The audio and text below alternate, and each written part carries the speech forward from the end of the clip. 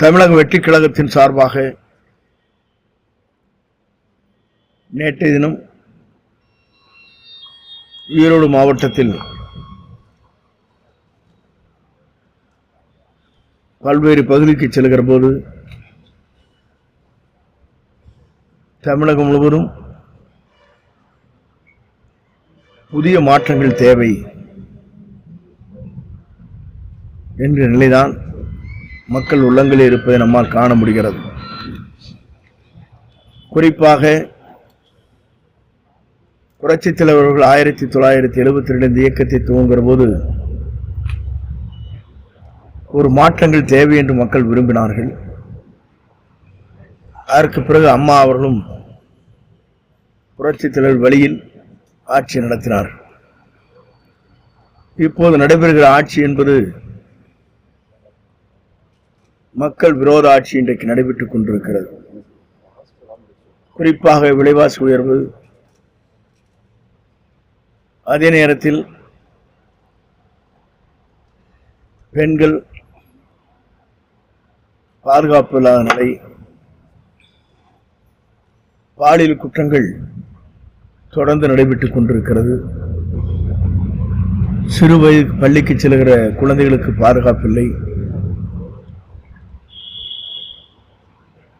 வட மாநிலங்களில் இருந்து போதைப் பொருட்கள் தமிழ்நாட்டிலே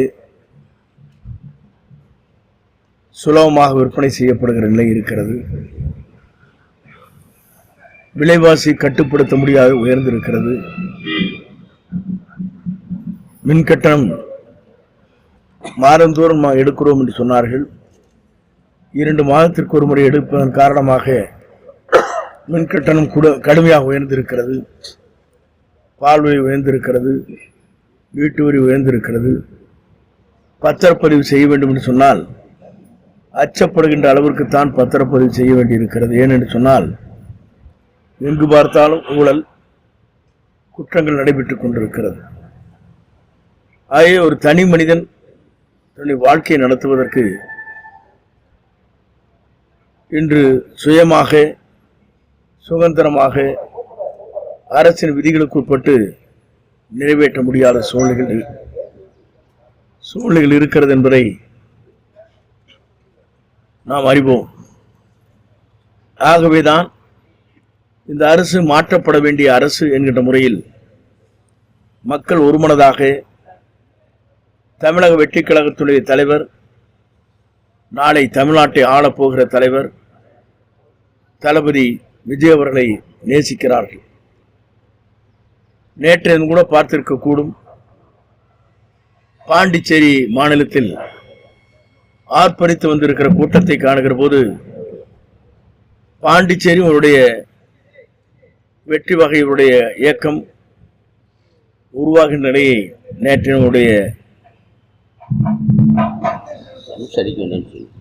சென்று திரும்பியதற்கு பிறகு எல்லோரும் பார்த்து வியக்கத்தக்க அளவிற்கு அது நடைபெற்றிருக்கிறது. குறிப்பாக தமிழ்நாட்டை பொறுத்தவரையிலும் ஒன்றை சொல்ல விரும்புகிறேன்.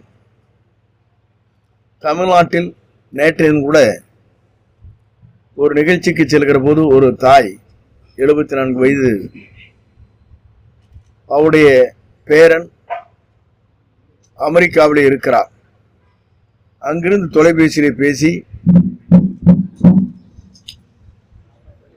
முன்னால போய் சொல்லிட்டு வந்துருங்கப்பா, சொல்லிட்டு வாங்க அரசு இந்த முறை விசில் சின்னத்திற்கு வாக்களிக்க வேண்டும் என்று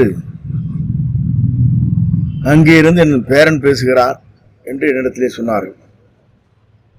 என்னிடத்தில் ஒரு மனுவை தந்தார்கள். என்னுடைய கணவனுக்கு வந்த முதியோர் உதவித்தொகை மாற்றி எனக்கு வழங்க வேண்டும் என்ற கோரிக்கை கொடுக்கிற போதுதான் இந்த கருத்தை அவர்கள் சொன்னார்கள்.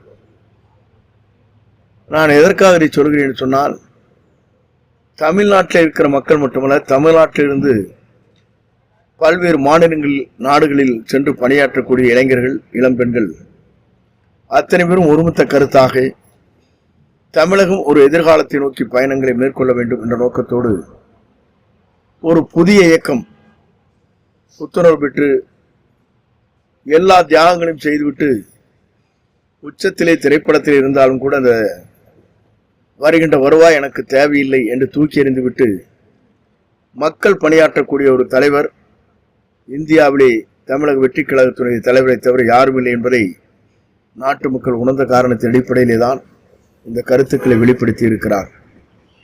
நான் இதை சொல்வதற்கு காரணம், எங்கு பார்த்தாலும் மக்கள் கூட்டம், எங்கு பார்த்தாலும் குழந்தைகள் விசிலே அடித்துக் கொண்டிருக்கிற காட்சி, ஆர்ப்பரித்து வருகிற மக்கள் மட்டுமல்ல, ஒரு புரட்சி உருவாகின்ற அளவிற்கு மக்கள் புரட்சி உருவாகி இருக்கிறது.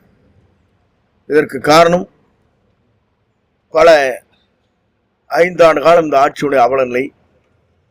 புரட்சி தலைவி அம்மாவுக்கு பிறகு இன்று திராவிட முன்னேற்ற கழகத்தை வீழ்த்துவோம், நாங்கள் ஆட்சிக்கு வருவோம் என்று சொல்லுகிற என்டிஏ கூட்டணியை பொறுத்தவரையிலும் சிறப்பான முறையிலே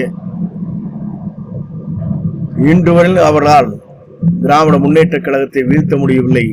4 பொது தேர்தல்கள், உள்ளாட்சி தேர்தல்கள் 10 முறை தோல்வி கண்டார்களே தவிர ஒரு முறை கூட வெற்றி பெற முடியவில்லை. ஆகவே அவர்களுக்கு போடுகின்ற வாக்கு நோட்டாவுக்கு போடுகிற வாக்கை போலதான் இருக்கும்.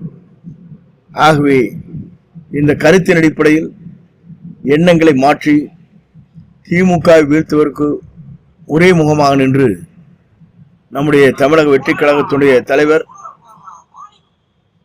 அவர்களை தமிழ்நாட்டுடைய முதலமைச்சராக அருகிலே அமர்த்துவதற்கு எல்லோரும் அலைகடல வந்து வாக்களிக்க வேண்டும் என்பதுதான் எல்லோருடைய ஆசை. அந்த ஆசை கனவுகளை பொறுத்தவரையிலும் எல்லோரும் கேட்கிறார்கள், எவ்வளவு தொகுதியில் வெற்றி பெறப் போகிறார் என்று கேட்கிறார்கள். 2019 91வது ஆண்டு தேர்தல் நடைபெறுகிற போது அந்த தேர்தல் முடிவுகள் 2 இடங்கள் தான் திராவிட முன்னேற்ற கழகம் வெற்றி பெற்றார்கள். அதே போல 234 தொகுதியிலும் வெற்றி பெற்று அவர் தமிழ்நாட்டின் நிரந்தர முதலமைச்சராக வருவது மக்கள் சக்தியால் முடியும், முடித்து காட்டுவார்கள் மக்கள் என்பதை நான் மகிழ்ச்சியோடு தெரிவித்துக் கொள்கிறேன். நன்றி, வணக்கம்.